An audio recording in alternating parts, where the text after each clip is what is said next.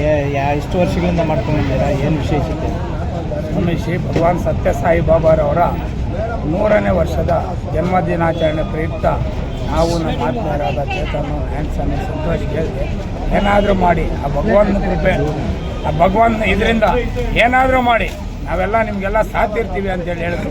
ಅದೇ ರೀತಿಯಾಗಿ ಪರಮಾತ್ಮನ ಮಾನವ ರೂಪದಲ್ಲಿ ದೇವರಾಗಿ ಬಂದಿರೋಂಥ ಸಾಯಿ ಬಾಬಾ ಇವತ್ತು ಎಷ್ಟೋ ಜನಕ್ಕೆ ಸಹಾಯ ಮಾಡ್ತಾ ಇದ್ದಾರೆ. ಈಗ ಮುದ್ದೇನಹಳ್ಳಿಯಲ್ಲಿ ಸುಮಾರು 100 ಹಾಸಿಗೆಗಳ 600 ಹಾಸಿಗೆಗಳ ಹಾಸ್ಪಿಟ್ಲ್ ಉಚಿತವಾಗಿ ಕೌಂಟ್ರಿ ಇಲ್ದಿರ ಮಾಡಿರೋಂಥ ಯಾರಾದರೂ ಇದ್ದರೆ ಅದು ಭಗವಂತನ ಕೈಯಲ್ಲಿ ಮಾತ್ರ ಸಾಧ್ಯ ಅಂತ ಹೇಳ್ಬಲ್ಲೆ. ಸುಮಾರು ಒಂದು 25 ವರ್ಷ ಹಿಂದ್ಗಡೆ ನಮ್ಮ ಊರಲ್ಲಿ ನಮ್ಮ ಕಣ್ಣಿನಲ್ಲಿ ಒಬ್ಬ ಆಪ್ರೇಷನ್ಗೆ ಅಂತೇಳಿ ಮಾರ್ತಾಸ್ ಹಾಸ್ಪಿಟ್ಲಿಗೆ ಹೋಗಿದ್ದು. ಅಲ್ಲಿ 60,000 ಕೇಳಿದ್ರು 25 ವರ್ಷದ ಹಿಂದ್ಗಡೆ. ಆ ಟೈಮಲ್ಲಿ ವೈಟ್ ಫೀಲ್ಡಲ್ಲಿ ಫ್ರೀಯಾಗಿ ಮಾಡಿದ್ದು. ಆವತ್ತಿಂದ 25 ವರ್ಷದಿಂದ 60,000 ಅಂದರೆ ಇವತ್ತು 6 ಲಕ್ಷನೋ 15 ಲಕ್ಷನೋ ಎಷ್ಟು ಅದಕ್ಕೆ ಬೆಲೆ ಇಲ್ಲ ಅಂತ ಇದರಲ್ಲಿ ಇವಾಗ ಪುಟ್ಟಬರ್ತಿಯಲ್ಲಿ ವೈಟ್ ಫೀಲ್ಡಲ್ಲಿ ಮುದ್ದೇನಹಳ್ಳಿಯಲ್ಲಿ ಸುಮಾರು ಜನ ಅದರಿಂದ ಎಲ್ಲ ಜೀವನ ಮಾಡ್ತಾ ಇದ್ದಾರೆ. ಅದನ್ನ ಹೆಸರು ಹೇಳ್ಕೊಂಡು ಎಷ್ಟೋ ಜನ ಅದು ನಂಬಿರ್ತಕ್ಕಂಥ ಎಲ್ಲ ನಾಯಿಗಳು ದೇವ್ರು ಒಳ್ಳೇದು ಮಾಡಿದ್ದಾನೆ. ಅದರಿಂದ ನಾವು ಅಂದ್ಕೊಂಡು ಈ ರೀತಿ ಅನ್ನೋಂಥ ಬದುಕು ಮಾಡಿದ್ವಿ. ಎಲ್ಲಿ ಸರ್? ಎಲ್ಲಿ ಎಷ್ಟು ಜನಕ್ಕೆ ಮಾಡಿ? APMCಯಲ್ಲಿ ನಮ್ಮ ರೈತರು, ವರ್ತಕರು, ನಮ್ಮ ಅಮ್ಮಾಳರು ಎಲ್ಲ ಸೇರ್ತಾ ಇರತಕ್ಕಂಥ ಜಾಗ ಇದು.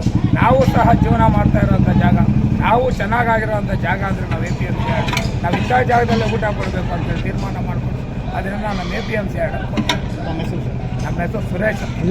ಸಮಾಜ ಸೇವೆ ಮಾಡ್ಕೊಂಡು ಮುಂದೆ ಬಂದಿದ್ದೀರಾ. ಈ ಥರ ಅನ್ನ ಸಂತರ್ಪಣೆ ಮಾಡಬೇಕಂತ ಯಾಕೆ ಕಾನ್ಸೆಪ್ಟ್ ಬಂತು ನಿಮಗೆ? ನಾವು ಸಮಾಜ ಸೇವೆಗೆ ಮಾಡ್ತಾ ಬರ್ತಿದ್ದೀವಿ.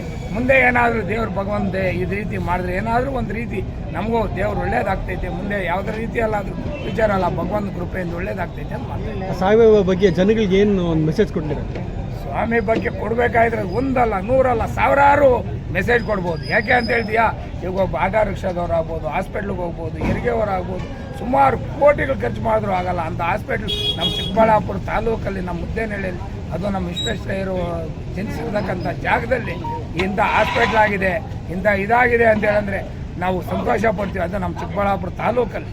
ಮತ್ತು ಮೊನ್ನೆ ನರೇಂದ್ರ ಮೋದಿ ಅವರು ಸಹಿತನು ಪುಟ್ಟಬರ್ತಿಗೆ ಬಂದು ಸ್ವಾಮಿ ಬರ್ತ್ಡೇಗೆ ಅವು ಇವತ್ತು ಬರೋಕ್ಕಾಗಲ್ಲ ಅಂತೇಳಿ 3 ದಿನ ಮುಂಚಿತವಾಗಿ ಬಂದು ಸ್ವಾಮಿ ಆಶೀರ್ವಾದ ಪಡ್ಕೊಂಡು ಹೋಗ್ಬೇಕಾದ್ರೆ ಅಂಥ ಮಹಾನುಭಾವರೆಲ್ಲ ಪಡ್ಕೊಂಡು ಹೋಗ್ಬೇಕಾದ್ರೆ ನಮಗೂ ಅದನ್ನ ಭಗವಂತನ ಪ್ರೇರಣೆ ಇರಲಿ ಅಂತ ಮಾಡಿ. ಗಣ್ಯ ವ್ಯಕ್ತಿಗಳ ಬರ್ತ್ಡೇ ಟೈಮ್ಗಳಲ್ಲಿ ಯುವಕರು ದುಂದು ವೆಚ್ಚ ಮಾಡ್ತಾರೆ, ನೀವು ಅನ್ನ ಸಂತರ್ಪಣೆ ಮಾಡ್ತಾರೆ, ಯುವಕರಿಗೆ ಒಂದು ಮೆಸೇಜ್ ಕೊಡ್ತಾರೆ? ದುಂದು ಬರ್ತ್ಡೇ ಇವೆಲ್ಲ ಮಾಡಿಕೊಂಡು ಎಲ್ಲ ಬಾರ್ಗಳಲ್ಲಿ ಅದು ಇದು ಕುಡ್ಕೊಂಡು ಎಲ್ಲ ಮಾಡೋದು ಅದೊಂಥರ. ಈ ಥರ ಮಾಡೋ ಅನ್ನ ಸಂತರ್ಪಣೆಯಿಂದ ಎಲ್ರಿಗೂ ಒಂಥರ ಒಳ್ಳೆ ಮಾರ್ಗದರ್ಶನ ಆಗಲಿ. ಇದೇ ರೀತಿ ಎಲ್ಲರೂ ಇದೇ ರೀತಿ ಬರ್ತ್ಡೇ ಮಾಡಿಕೊಂಡಾಗ ಈ ರೀತಿ ಒಂದು 4 ಜನಕ್ಕೆ ಅನ್ನ ಸಂತರ್ಪಣೆ ಮಾಡಿದ್ರೆ ಅದು ಎಲ್ರಿಗೂ ಸಂತೈತೆ, ಎಲ್ಲರೂ ತಿಂದು ಸಂತೋಷ ಪಡ್ತಾರೆ ಅಂತ ಹೇಳ್ಬಾರ್ದು. Okay sir.